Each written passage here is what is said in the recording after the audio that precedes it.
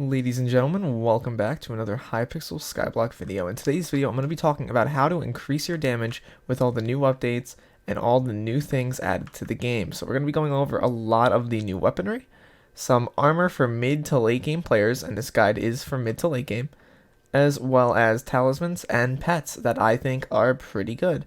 Now obviously, I want to make the note before we begin, not many of you are subbed. Only about 9% of the people who watch the content here are actually subscribed. So if you can hit that button and push us to 1K, fellas, that'd be absolutely amazing.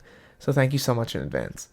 As well, before we begin, I want to make the note there are a few things that I will be getting into shortly that you do need for this guide to be reasonable. And as well, I am only one man. I am not the greatest Skyblock player to ever live, and I know I'm not. So if any of you have any tips on how to improve for me, feel free to leave them down below, and I'll pin them, and I'll make sure that everyone is able to see your comments. So without further ado, fellas, let us begin. So before we begin, there are a few things you're going to need. Obviously, you are going to need most, if not all, the fairy souls, which I will have here. If you don't have all the fairy souls, please check out TimeDio's guide. TimeDio did an amazing job. I can never recreate something like that. It would be way too much effort and way too tiring for me. So go watch his guide. Go give that man a view. Go give that man a like. He deserves it. And if you have all the fairy souls as well, I'm going to recommend that you have God Pots active.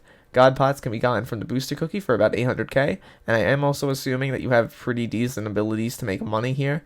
If you don't have a decent ability to make money, go check out a money making guide. You can easily make over 800k a day, and you only need 250k on the auction house to get a God Pot, which does not last for 24 total hours in terms of like real life hours. It lasts for 24 in-game time. So 24 hours in game. Unless you binge play Skyblock for a day straight, you're not going to need many God Pots. I really only pop one like once per week, and it's not that bad. So yeah, obviously other than that, you can still get the stuff via the booster cookie. I recommend having the cookie buff active. Not losing coins and not losing potion effects on death is imperative for a lot of things, so I really do recommend it. And on that note, let us begin by going into weapons. So for weapons, I'm going to be going into 4 late game options for most players, and they're not actually that expensive. None of these weapons are over 20 mil at all. So you're not going to be spending 50 mil on a Midas or anything like that. It's under 20 mil per all these weapons, and some of them are even under 10 mil now. The Reaper Scythe, notably, is like 7 mil at this moment. And I honestly think it should be more, but whatever. So we have the Warped AOTE, the Legendary Reaper Scythe, the Flower of Truth, and the Livid Dagger. And I'm going to be doing a quick damage comparison of all of them right now. So the Warped AOTE, 111k, 74k for the Reaper Scythe, 100k for the Flower of Truth, 171,000 damage from behind with the Livid Dagger, and 85,000 damage from the front. So now here's the part where I have to rank them. Obviously, Reaper Scythe has the lowest damage of them all, so I think it's in last. And even though the Warped AOTE did the most damage total, I actually think it's worse than a lot of other options you could go for. And the reason for that is it has no special, abilities that are really good. So for example, the Flower of Truth has the ability to ricochet between multiple targets, which makes it a really viable late game weapon, especially for things like the Spooky event. And the Livid Dagger has the ability to give you 100% crit chance as well as 100% attack speed, allowing you to click way faster and always crit. For people who have low crit chance, well, the Livid Dagger is your weapon. And for people who have high crit chance, the Flower of Truth is your weapon.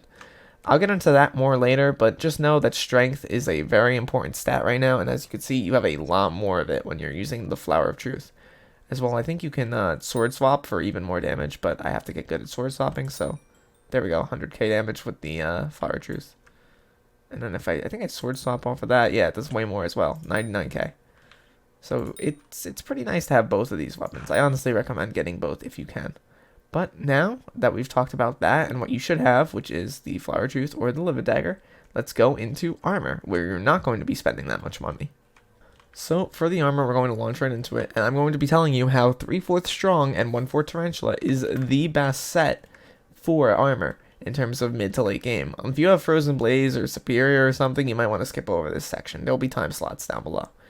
But aside from that, the reason why this is so strong is because the 3/4 Strong applies for a massive strength bonus. I think it's 105 strength. And then the Tarantula Helmet has the special ability Radioactive, which gives you +1 crit damage per 10 strength. That is strong because with the Flower of Truth, I have over 1,000 strength, which means I get over 100 crit damage extra from the helmet. That is an absurd bonus for something that strong. And in dungeons, it only gets better. I don't recommend necessarily turning the Tarantula helmet into a piece of dungeon gear, but I've never seen anyone do it before. And that interests me, and that makes me think that maybe you can get away with some crazy stuff inside dungeons with that buff. But aside from that, I will make the point once again that if you swap off this armor, let's say you think that pure strong is better, it's not even better for the Warped AOTE, which it actually benefits by giving it 75 more damage. The 75 more damage is still not enough to make the Warped AOTE better when you're using full strong. And as well, full Tarantula is something I wouldn't even bother with in terms of a strength build. 117k, 97k. See, without the special buffs from my Ring of Love, it doesn't really do much extra damage, as you can see, at all. It actually lowers damage by quite a bit. And for the Flower of Truth, I know it brings it down a lot. It brings it down to 86k. So once again, your best bet is to go with 3/4 strong and 1/4 Tarantula, which only should cost you under 5 mil. Hopefully you guys pick it up soon. And now let's get into Talismans. So now we're going to be going over Talismans. Talismans are going to be very simple. I have all of mine reforged to Forceful for all the strength buff. The reason I'm not using something like Strong, for example, that will give you also crit damage, is because of my helmet. I don't need crit damage. My crit damage comes from having high strength. So the more strength I get, the more crit damage I get, and therefore the more damage I do. And because of that, I recommend putting a lot of money into Talismans. If you're able to make 3 to 4 million a week, spend that on Talismans. Get all 50 of them, or all 50 of the easy ones, and then get the rest. I think, if I do the math, this is 369 times 5, so 9 times 5 is 45, 49, 51 Talismans currently, and there are still more for me to collect. So if you don't have at least 30, get grinding on them. The strength build will become better and better the more Talismans you collect and the more strength you get, because of all the buffs listed. Aside from the fact that strength is a multiplicative stat, you can also get more damage from the Tarantula helmet, which will further improve your stats. And yeah, that's really all you need to know for this part. And I'm going to be now going into pets, which is probably the most subjective and also the part that I have the least knowledge on. So make sure you leave comments if I get anything I'm about to say wrong. So for pets, I personally use a epic lion pet instead of the normal rare tiger. The reason for that is for single target damage. As you can see, well, that was kind of low. I do a little bit less single target damage. I do 107k instead of 112k. The reason why this app turns out to be less damage is because the lion pet has a lot of abilities focused on base damage. It adds 9.2 damage to my weapons and increases the damage dealt by 24% on a mob for my first hit. 112k.